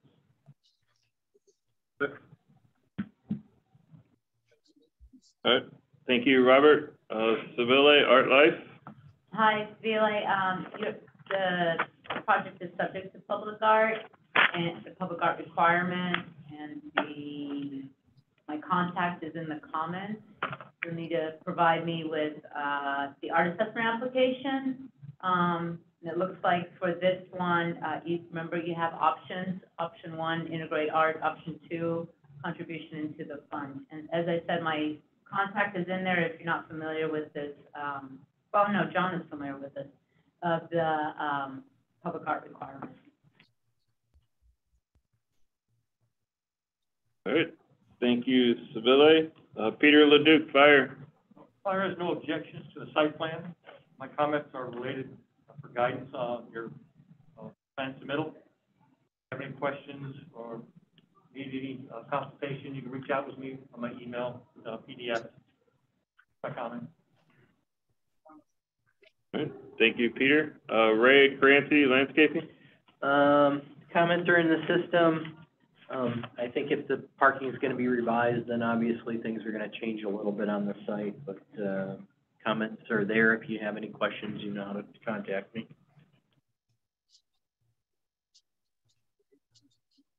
Good. Thank you, Ray. Denise, anything for law? No comment. Nothing for law. Angela, anything else for planning? No comment. Nothing else. All right. John, you have anything for this item? Any quick questions?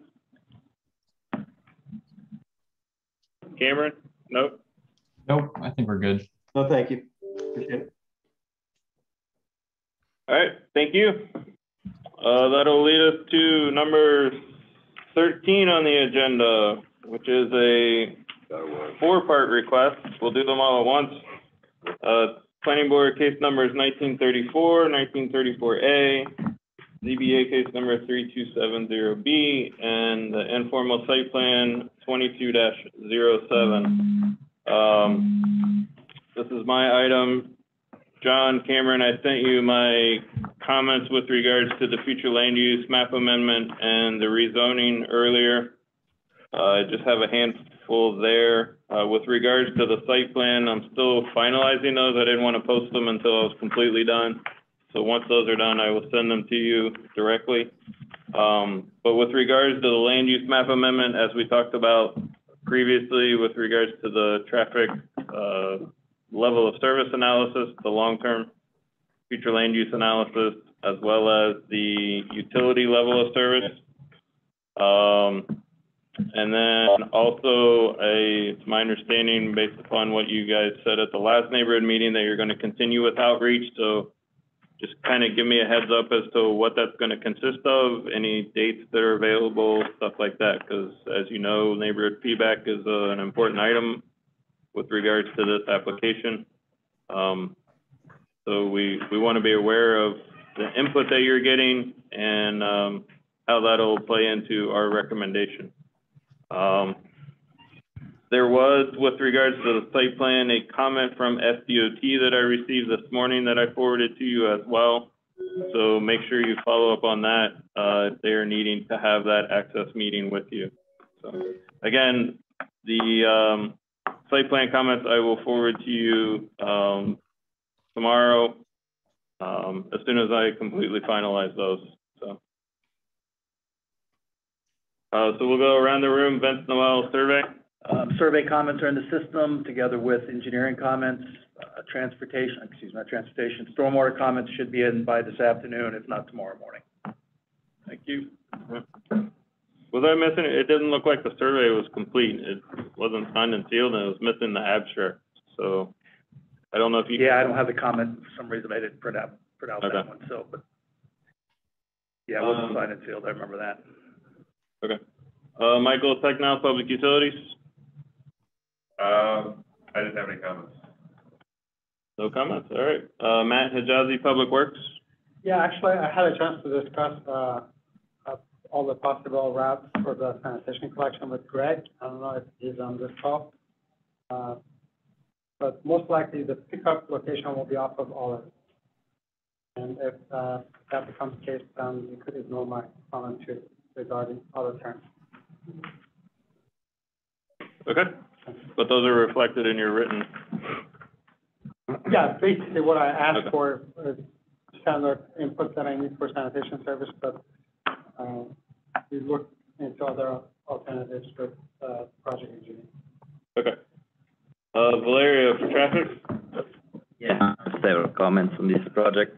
First of all, your traffic engineer needs to schedule a methodology meeting. This statement was provided based on the code, is not representative whatsoever of the existing condition of the facility, and specifically all the queuing issue blocking the intersection of Olive and Southern. We do need to sit down, we do need to perform data collection during the exact real peak hour of the facility.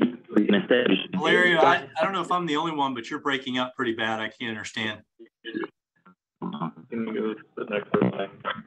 I changed my. 1 second, Greg.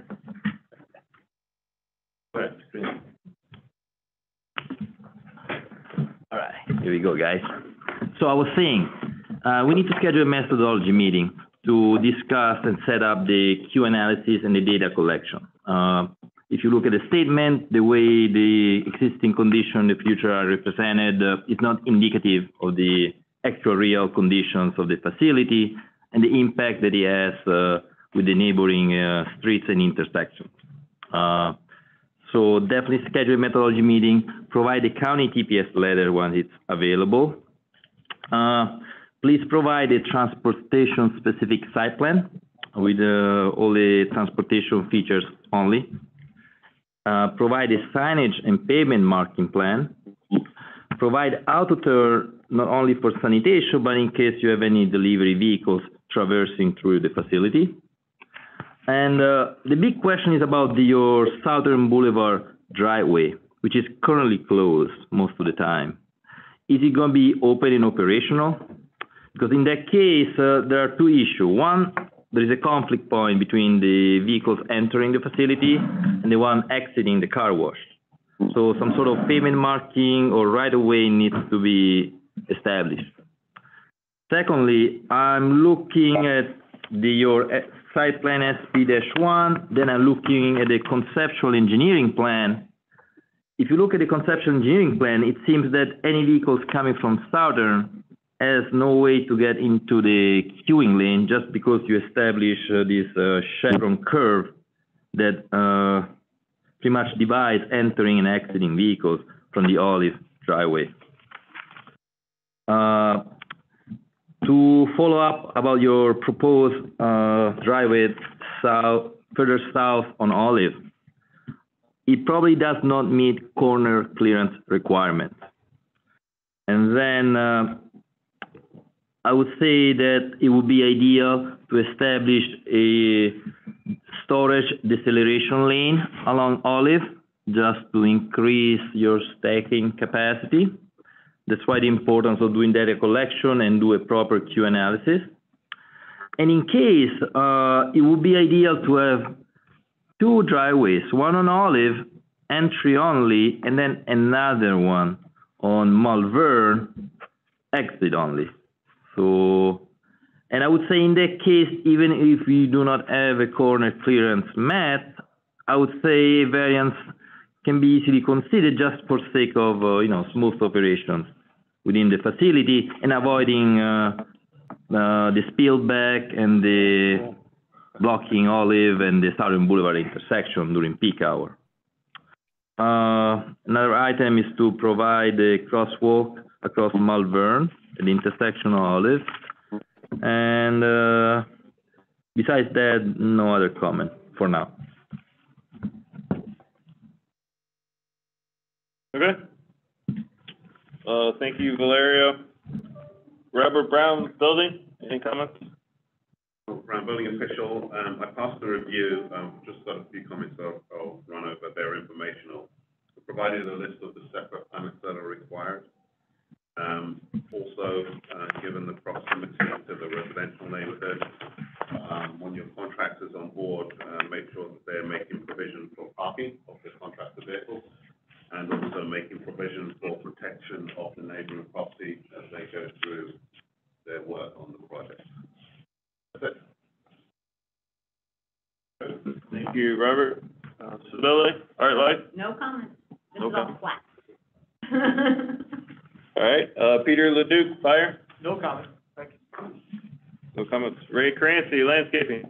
Comments are in the system. I think the only big one was trying to place a wall 5 feet from the property line with landscaping on the outside. That is not recommended, is to get the wall on the property line and keep the landscaping inside the site. So any questions, just let me know. Okay, thank you, Ray. Denise, anything for law? No comment. Nothing. Angela, anything else for planning? Nope. Okay. All right, so Cameron, John, I'll follow up with you guys as soon as my my site plan comments are complete and in the system. I'll get them to you directly. Sounds good. All right, thank you. That will take us to number 14, which was a after-hours addition to the agenda. My apologies. ZBA case 3418, which is Kevy. Yes, Kevy DeFrank here, planner with the Planning and Zoning Department. For this case, it's a Class B special use permit request to allow a surface parking lot on the property located at 412 20th Street to support the proposed use on the adjacent property to the east. I provided my comments in the system, but I'm going to go through several of them. The first one, comment J, which states, please provide letters of support and objection from the surrounding neighbors.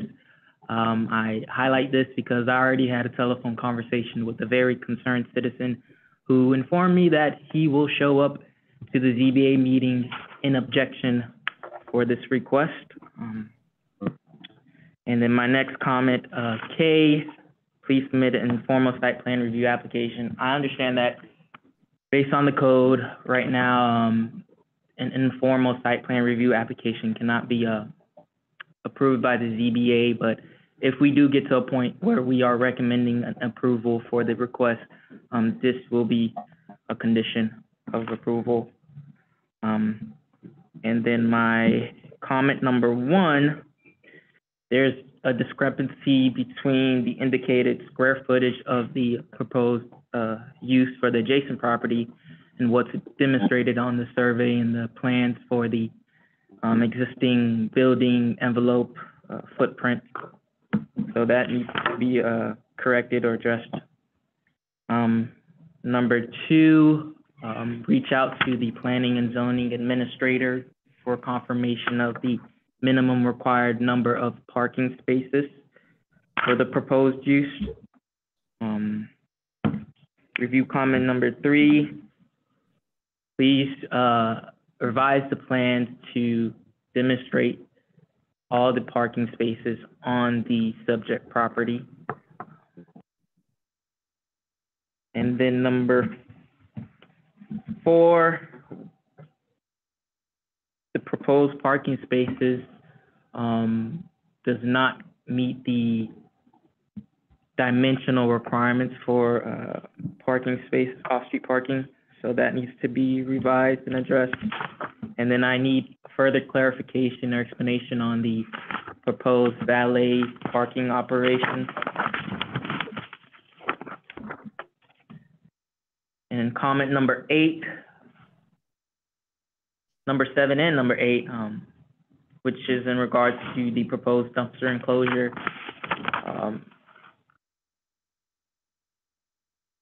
Right now, what is showing does not meet the residential districts for accessory structures front setback requirements. And I'm advising you to relocate the proposed dumpster enclosure further south towards the Hogan Street right away. The alleyway. Alleyways, yes. And then I have several comments in regards to the proposed wall that needs to be addressed. And review my comment number 19. Please provide a lighting, illumination, photometrics plan. And please provide the hours of operations for the proposed use. And we will need the ownership provisions for the subject property with the proposed off-site parking spaces, which include either unity of title or deed restrictions as required by the code. And that is all for me for zoning. All right. Thank you, Kathy. We'll go around the room, model survey. Comments are in the system, together with engineering's comments are in there also. Stormwater comments should be in there by this afternoon, if not tomorrow morning. That's it. All right. Michael Peck, now Public Utilities. No comment from utilities. Matt Hijazi, Public Works. Commentary in the system, nothing specific to highlight. If you have a question, you have my contact info, reach out. Thanks. Okay. Valeria for traffic. Yes.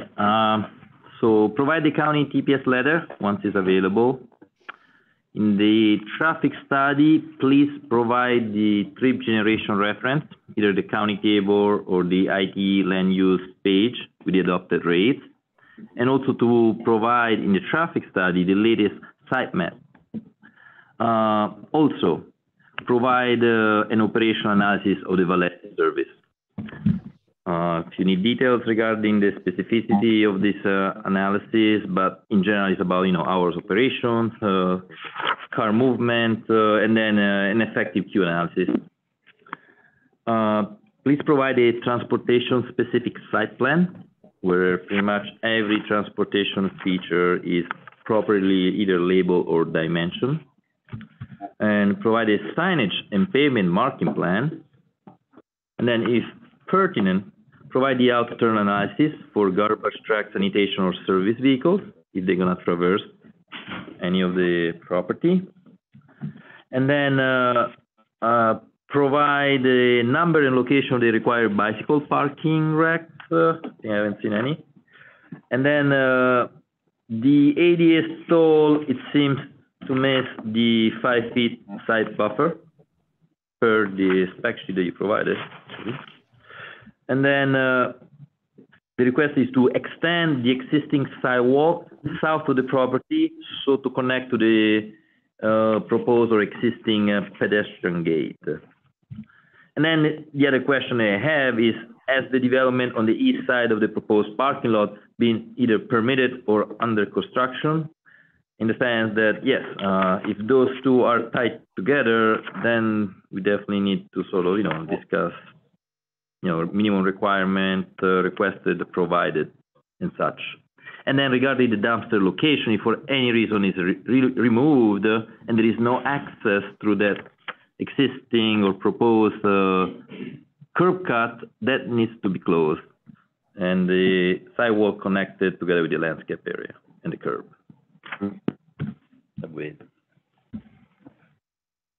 Okay, that's it. Reverend Brown building? No comment. No comment on the building, disability, Arley? No comment. No comment. Peter Lizzie, fire? No comment. No comment. Ray Ramsey, landscaping? Comments are in the system. If there's any questions, let me know. Obviously, some things are going to change on this as we move along, so, yeah. That's it. All right. Denise, anything for law? Nope. Angela, anything more for planning? 14, well, yeah. Okay.